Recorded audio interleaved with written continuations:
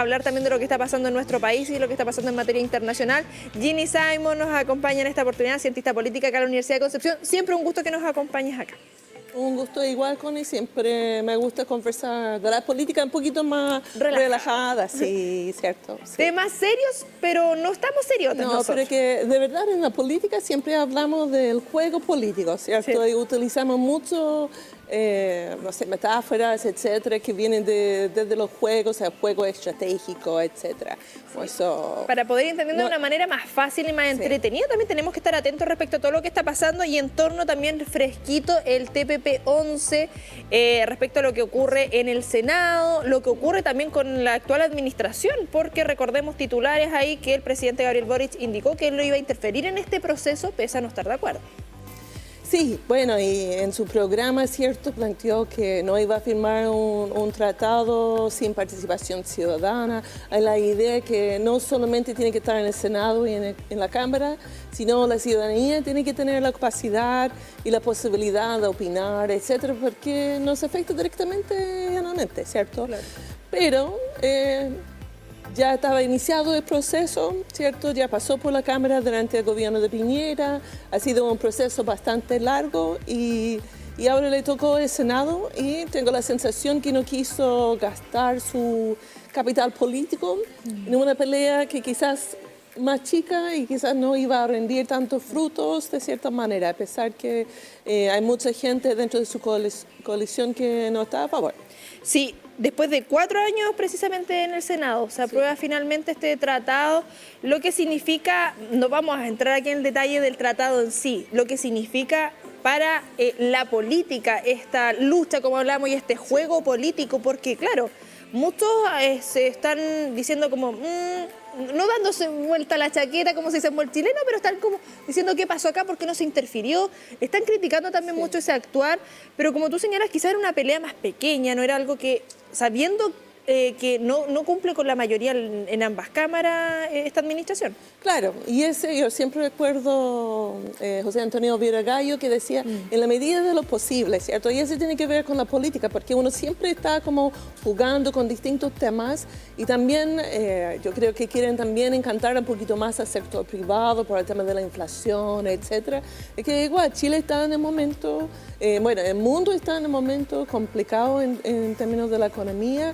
Por eso uno tiene que manejar ese bien y de cierta manera todos los gobiernos tienen que mantener al sector privado como tranquilo para que se va invirtiendo, se va contratando a gente, que la economía de cierta manera se estabiliza. Cuando el sector privado no tiene confianza, ese cuando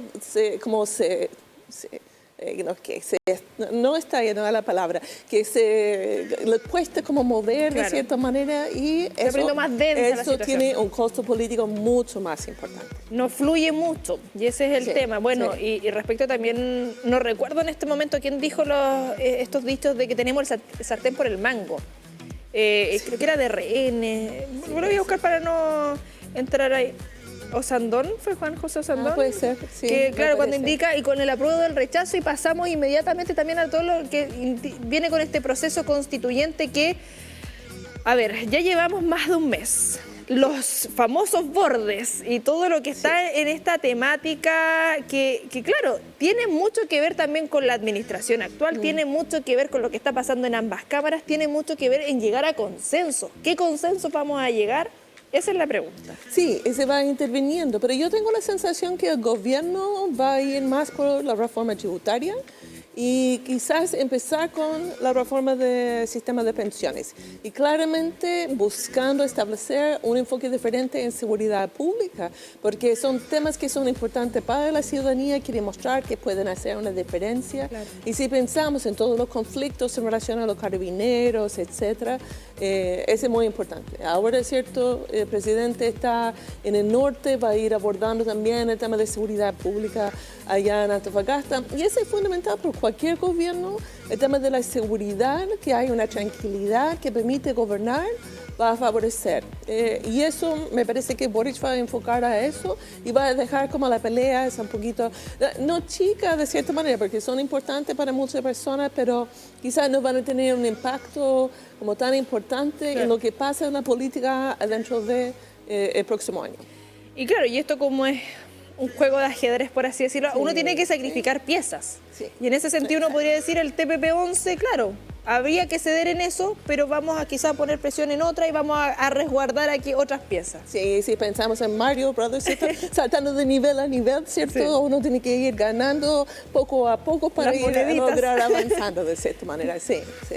En cuanto a lo que está pasando en este proceso o la discusión constituyente, quizás lo escuchábamos también bastante de la ciudadanía y dentro de esta ignorancia y de lo que hemos ido aprendiendo en este proceso, si tenemos que decir acá, en la ciudadanía en general nadie es experto en la temática, empezamos con estos conceptos durante todos estos años tan movidos y lo que había que estar atento evidentemente informándonos, pero quizá había mucha expectativa de la rapidez de este proceso dentro del desconocimiento, porque claro, todo lo que se hizo con la convención, para algunos fue un tiempo acotado, para otros fue muy extenso, pero duró lo que duró. Y ahora quizás teníamos una esperanza de que fuera un poquito más corto o más de lo que se está dando, porque muchos han dicho, oye, un mes, pero como que no hemos avanzado. No, sí. Mira, yo diría que se siente que no ha avanzado porque no han logrado como acuerdos como más básicos. Yo quedé pensando en el plebiscito de entrada, Claro. ¿cierto? Una de las opciones era como mitad parlamentario y mitad elegido. Y ese fue rechazado por la ciudadanía. Pero ahora, esencialmente, es como lo que buscan hacer parcialmente, que yo creo. Los partidos políticos y los parlamentarios no van a ceder fácilmente los espacios hacia otros actores porque hay un miedo que va a pasar lo que pasó en la Convención Constitucional, que no van a tener control sobre el proceso.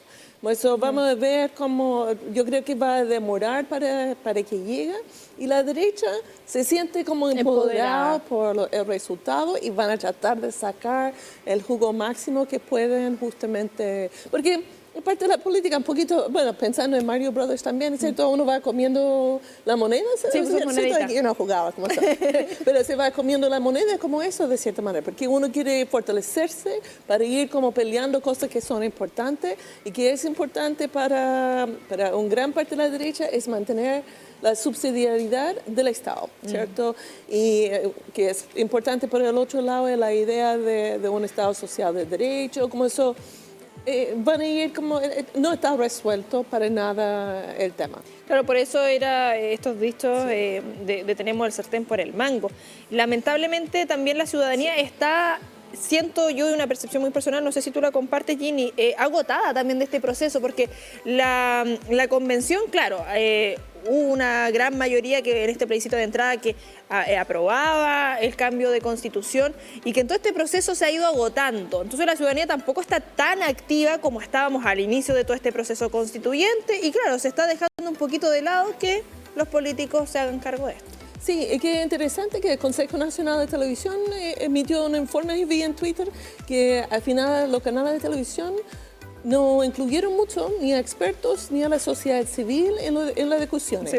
Que yo diría es parte del problema también, que ir generando un debate público. Excepción nosotros en TV. Sí, no, estaba pensando eso, pero igual, ustedes igual invitan a los políticos, etcétera, había alta presencia igual de las convencionales, cierto, de nuestra región adentro del programa, pero de cierta manera los partidos políticos cuando empiezan a tomar control de la política, de cierta manera va generando un rechazo porque la política no es muy horizontal en Chile. Y eso que pasa con el TPP, ¿cierto? Hay muchos, especialmente sectores que apoyaron, votaron por Boric, que están enojados, ¿cierto? Porque no todos, y en verdad fue interesante que en verdad votaron a favor del TPP fue la derecha, excepto Rojo Edwards, que encontré interesante, ¿cierto? Y como la... no la dignidad, como socialismo social. Democrático, los demócratas cristianos, pero en general la Frente Amplio no votó a favor. Claro. Sí, ahí tenemos de hecho precisamente en pantalla el total de los 38, sí, 27, no 10... Y hay las abstenciones de un voto. Bueno, vamos a y la ausencia. La ausencia también. Había mucha ausencia. Sí, ahí vamos a estar viendo también cómo se va desarrollando esto en los próximos días. Sabemos que va variando este panorama político también, ya sea por lo oficial y lo no oficial, que son las redes sociales, los comentarios y todas estas cosas que se va generando. También queremos ponernos en contexto respecto a lo que está pasando en materia internacional, porque Rusia y Ucrania, y hablábamos el día de ayer en este espacio que tenemos junto al editor de TVU, de febrero a la fecha. Y recuerdo que en algún momento con expertos hablábamos, no, esto en un mes, ya en marzo va a estar solucionado, porque esto fue a fines de febrero, marzo. Estamos prácticamente ya a fin de año, estamos en octubre, esto sigue y se va tensionando más. De esto hablábamos de una de las ciudades que todavía no estaba dentro de este margen, como bien alejado del conflicto, que quedó sin luz, que quedó sin agua, porque vamos ampliando más el territorio. Sí, sí. Y hay que pensar, ¿cierto?, que en el hemisferio norte van entrando en invierno. Claro. El invierno en Ucrania y en Rusia es duro también. Y en Alemania también. Y hay todo el tema asociado con la energía, ¿cierto? La calefacción que es súper, de verdad, yo diría es súper complejo. Pero yo diría mira, se esperaba que Rusia con su capacidad militar iba a tener un impacto súper grande. Ucrania, como un país pequeño, sin una fuerza militar importante, no iba a tener la capacidad de resistir. Pero fueron estratégicos, ¿cierto? Yo diría también fueron como motivados de cierta manera para defender y mandaron muchas armas para poder proteger, ¿cierto? Sí. Y también hay muchos voluntarios, ¿cierto?, de distintos países que han ido también para ir apoyando a las fuerzas ucranianas.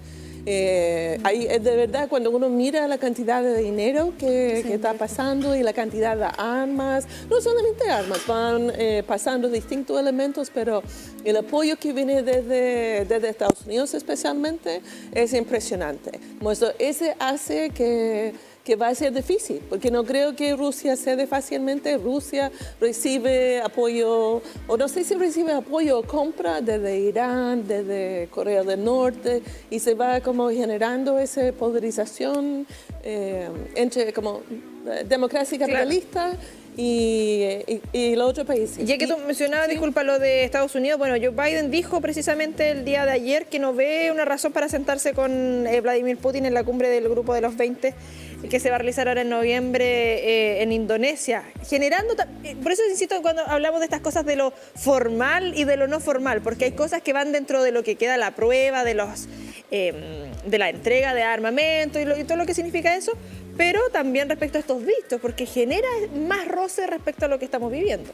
Sí, pero al mismo tiempo en una entrevista que dio, él dijo también que piensa que Putin es racional, ¿cierto?, como ser estratégico, y que hoy día hubo como una reunión de todas las fuerzas, todos los países que va apoyando a Ucrania, que son como 50 países que va apoyando. Como eso, yo diría, de cierta manera, hay mensajes. El juego de la política. Hay mensajes por aquí y por allá. Ahora que ha salido también, que yo encuentro como medio chistoso, no sé si es cierto o no, que Elon Musk, ¿cierto?, de Tesla, supuestamente coordinó o conversó con Putin para plantear un acuerdo de paz que puso en su Twitter hace varios días atrás, de cierta manera, que va planteando los temas que quiere.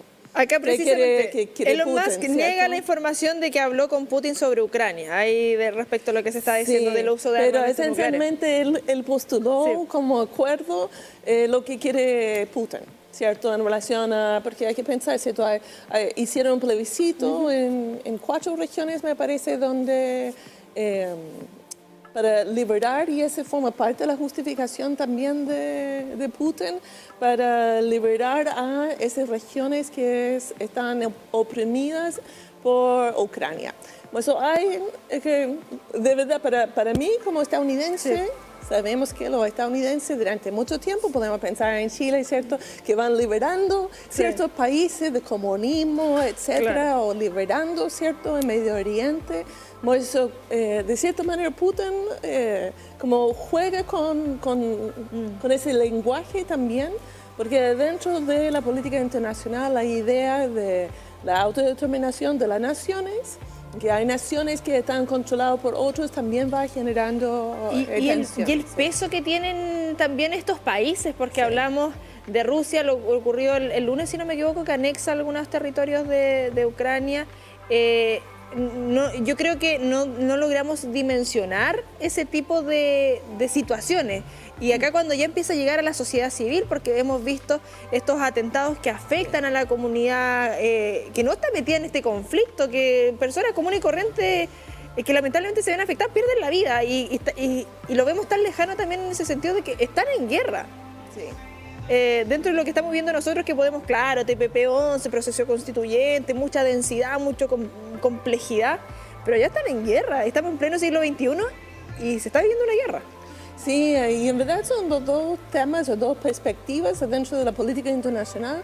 Hay uno, la idea de comercio exterior y ese tipo de acuerdos, de cierta manera, que va a generar paz también, de que de cierta manera, mientras que estamos intercambiando bienes, de cierta manera va a haber paz, pero hay esa otra visión, de cierta manera, como de estados nacionales que buscan expandir de cierta manera, ¿cómo se llama? Hay otro juego, pero es como de mesa, ¿cierto? Como conquista de cierta manera. Como el Monopoly, ¿no? No, es como Monopoly. ¿Ataque?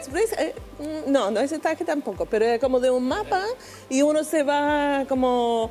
War me dicen acá en dirección. Sí, puede ser. Risk en inglés. No me recuerdo. Yo lo tengo en la casa y no me recuerdo el nombre. Lo traemos la próxima sesión. No me recuerdo el nombre, pero de cierta manera esa lógica, ¿cierto? Que es como muy en contraste. Siempre me llama la atención que tenía esa visión que debe ser todo pacífico, pero por el otro lado sabemos que hay conflictos. Y que yo creo que llama la atención también a muchas personas, por ejemplo, en el primer mundo, en Europa o en Estados Unidos, es que tiene lugar casi en Europa, ¿cierto? En Ucrania. Mientras que estamos muy acostumbrados a ese mismo imágenes en Medio Oriente, en África, etcétera, ¿cierto? Como eso, sí. Y quedándonos por ahí en esos sectores, lo que está ocurriendo en Irán también, las protestas, hackeos a la televisión, ahí también respecto a lo que ocurre con la sociedad civil.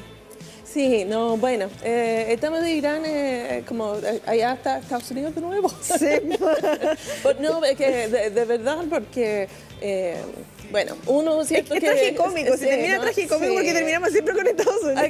Sí, que Estados Unidos cierto tenía, bueno, la paz americana que fue desde el fin de la Segunda Guerra Mundial y yo diría como hasta ahora, de cierta manera, uno percibe que está bajando. Antes de eso fue la paz británica. Y esencialmente había un golpe que puso el Shah en poder, la monarquía, me recuerdo en los años 56 en Irán, antes, ¿cierto? Y después en 79 surge Ayatollah Khomeini, que es muy famoso, ¿cierto? Es cuando tomaron los rehenes en la embajada de Estados Unidos y ese como el inicio del régimen que existe ahora. Ahora, igual tiene democracia, ¿cierto? Hay elecciones, ha habido movilizaciones, etcétera. Pero también tiene ese policía de la moral, ¿cierto? Que, no sé, pero especialmente en el siglo XXI nos choca imaginar eso. Pero yo diría que en verdad me llama la atención en relación a Irán, es que son mujeres jóvenes, son escolares, universitarias, que va desafiando y han muerto, me parece, más de 200 personas. En verdad, la violencia o la represión es impresionante. Y eso genera impacto porque hemos hablado acá también cómo se van sumando actrices y de otras partes del mundo. El impacto, insisto, quizás lo vemos con esta mirada muy de lo occidental y nos genera un impacto lo que pasa al otro lado del mundo. Pero claro, que conmueva, que genere una conmoción a nivel mundial es harto. O sea, ahí estamos viendo algunas imágenes respecto a todas estas protestas de cortándose el pelo. Es impactante y porque por alguno dirá, oye, pero no es tanto. Pero es una forma de rebelión de otra manera. Sí, pero yo diría más que eso, que siempre dicen o han dicho las mujeres que no están en contra de hijab ni el velo, ¿cierto? Pero tiene que ser una decisión propia. Absolutamente. Pero que algo que pasó, ¿cierto? Una chica, periodista me parece, ¿cierto? 24 años y que tenía algunos pelos saliendo de su hijab y la llevan a la policía, la golpea y la mata, que de verdad, como ese nivel de violencia del Estado Claro, y luego salen estos resultados de A ver, acá de la autopsia, de que no fue producto de los golpes. Golpes hubo igual. No Sí. debiese llegar a eso, más allá de... Porque claro, salen diversos análisis de la autopsia, que fue por un tema congénito, una operación de cuando era niña, que fue por un paro cardíaco. Estamos hablando de violencia igual. Sí. No, y que más de 200 personas que sí. han muerto desde entonces, que ha sido como un mes, que igual... Ahora, uno entiende por un lado desde el Estado, ¿cierto? El deseo de generar orden, ¿cierto? Sí. Y ese vimos en Chile, sí. Vemos en Chile, vemos en muchos países. Pero los derechos humanos. Pero sí, que de cierta manera hay que buscar otras maneras de resolver los conflictos, porque no es un rechazo hacia, como dije, no es un rechazo como de una defensa de Occidente frente a otra cultura, sino de cierta manera es que las personas quieren un cierto nivel de libertad dentro de un contexto cultural, y eso me parece humano en general en casi todos los países. Totalmente. Ginny, siempre un gusto que nos acompañe acá en la comunidad del contenido, haciendo una bajada respecto a todas estas temáticas que muchas veces son complejitas de entender. No, un gusto. Siempre interesante conversar y ojalá que ayude a entender un poco la complejidad a veces en un lenguaje más técnico que se utiliza en relación a la política. Sí, eso buscamos entender acá con académicos y académicas de la Universidad de Concepción. Ginny, un gusto, nos vemos ya en